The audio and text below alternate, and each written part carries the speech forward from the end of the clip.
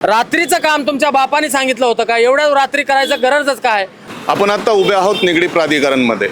गेल्या वर्षी 15 ऑगस्ट 2025 रोजी म्हणजेच ऐन स्वातंत्र्य दिनाच्या दिवशी एक घटना इथं घडली होती. त्या दुर्दैवी घटनेत चेंबरमध्ये 3 कामगारांचा मृत्यू झाला होता.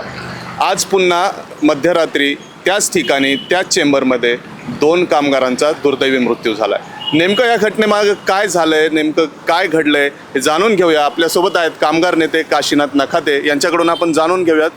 नखातेजी, नेमकं काय घडलंय? रात्री इथं 2 जणांचा मृत्यू झाल्याची घटना. आपल्या मराठीमध्ये एक म्हण आहे की पुढच्याच ठेस मागचा शाना. एखादी दुर्घटना एखाद्या ठिकाणी घडलेली असताना आणि देशाचा स्वातंत्र्य दिन साजरा करत असताना 15 ऑगस्ट रोजी मागच्या वर्षी घटना घडली आणि त्या दिवशी घटना घडलेली असताना परत पुन्हा एकदा रात्री 12 वाजता चोराच्या पावलानं 1 वर्षानंतर त्याच मॅनहोलमध्ये तेच काम त्याच ठिकाणी करण्यासाठी हा ठेकेदार, BSNL, महानगरपालिका, त्याचे अधिकारी कर्मचारी अशा पद्धतीने चुकीचं काम करतात. म्हणजे या कामामध्ये काहीतरी काळबेरं नक्कीच आहे आणि म्हणून कामगारांचा जीव इतका सोपा नाही किंवा साधा नाही. यांच्या कुटुंबातला जर माणूस मेला तर यांची अक्कल येईल ठिकाणावर.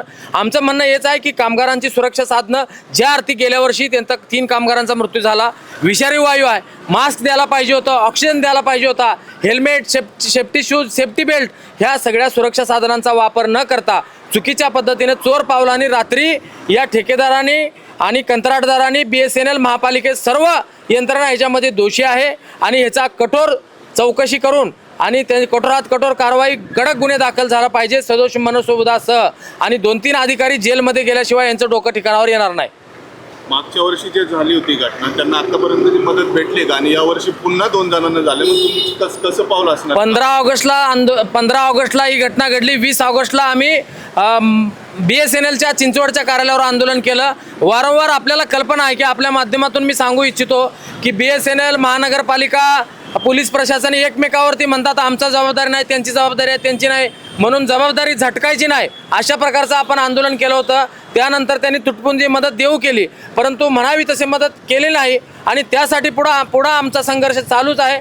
या कामगारांना महानगरपालिका असेल, BSNL असेल, प्रत्येक कुटुंबियांच्या वारसांना 1-1 कोटी रुपये दिलं पाहिजे अशी आमची मागणी आहे.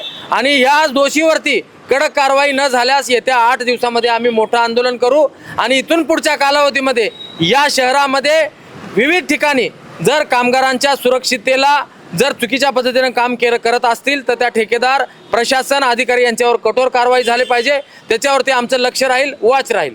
नेमका हा जो चेंबर आहे तो कोणाच्या अधिकार याच्या खाली येतो? मागच्या वेळेस ते सांगितलं होतं पालिका म्हणत होती की BSNLचा आहे, BSNL म्हणत होती की पालिकेचा आहे. नेमकं काय आहे हे प्रकरण? आमच्या जे निदर्शनास आलेलं आहे की महानगरपालिकेचंच आहे काम, क्षेत्र महापालिकेचंच आहे.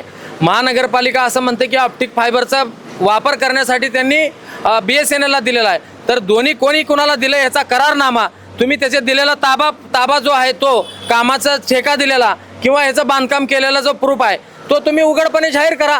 त्याच्यामुळं कोणी दोषी असेल, कोणी चुका असेल त्याचा आपण काढू आणि त्याच्या मागं लागू. परंतु अशा एकमेकाच्या जबाबदारी झटकण्याच्या मुळे जर आमच्या निष्पाप कामगारांचा मृत्यू होत असेल, त्यांच्या कुटुंबियावरती एवढा मोठा आता आघात झालेला आहे आणि त्यांची मुलं बाळं, कुटुंबातील लोक, अख्खं कुटुंब उघड्यावर आलेलं आहे, हे आम्ही कदापि खपवून घेणार नाही आणि याच्यावर कडक कारवाई झाली पाहिजे. रात्री का काम चालू होतं, काय तुम्हाला कल्पना? हाच पुन्हा एकदा प्रश्न आहे. म्हणजे याच कामामध्ये काहीतरी काळबेरं आहे. जसं आपण आत्ता बोललात की जबाबदारी झटकण्याचं काम आहे, की हा म्हणतोय त्याचं, ते म्हणतोय ह्याचं.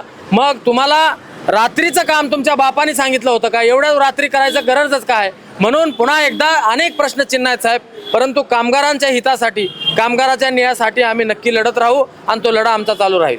पाहता प्रशासनाच्या या कारभारावर नागरिक संतप्त झालेले आहेत. कामगार नेते काशीनाथ नखाते यांनी आंदोलनाचा देखील इशारा दिला आहे. एकूणच झालेल्या या प्रकरणाबद्दल नागरिकांच्या मनात प्रशासनाविरोधात एकदम संतप्त भावना आहे. प्रशासन आता यापुढे कामगारांच्या सुरक्षिततेवर काय पावलं उचलणार हे पाहण्यासारखं राहणार आहे. कॅमेरामॅन पियुषसह अनिस पठाण, पिंपरी चिंचवड न्यूज.